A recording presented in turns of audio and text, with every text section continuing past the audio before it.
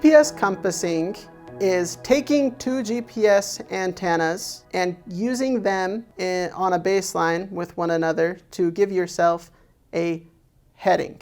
Inside of the sensor, the IMU contains a magnetometer. This sensor tells the system which direction it's facing. It gives it its heading. A magnetometer uses true north. True north has a 2-degree error rate, meaning that when it's pointing one direction, there's so many things or so many different factors involved in it that it's not always accurate. And one of those inaccuracies can come from moving metal parts. When you're building a robot in an autonomous system, it is very likely that you're going to be using moving metal parts, whether it's a motor or an engine, or whether it's an antenna that's revolving around the top. There's a lot of different uses for metal parts inside of your machines. So if that's the case, this magnetometer is never going to be pointing the exact direction you want it to. The benefit of using dual compassing is that you can cancel out the magnetometer and just use it as a fallback.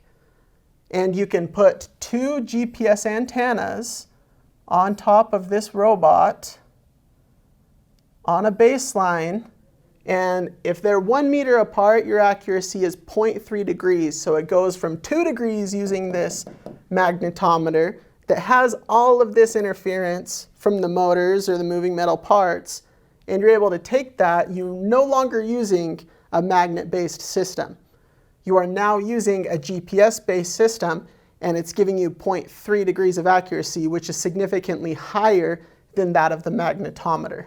A lot of the applications that utilize this are applications that are stationary.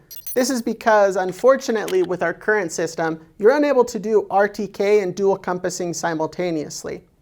Because of this, we highly encourage the use of this system when your application is stationary with moving metal parts. Okay, so antenna pointing is a big one. A company has this big antenna, okay, pointing towards the sky. They want as high accuracy in heading as humanly possible. And so instead of using the magnetometer, they're going to put dual antennas on this system to improve the accuracy. That way, this antenna is pointing as close to the exact direction as they want it to. One of the most complicated things with using dual compassing is we're unable to use RTK and dual compassing simultaneously. We are rolling out a product that will be able to do that. So I highly encourage you to give me a call.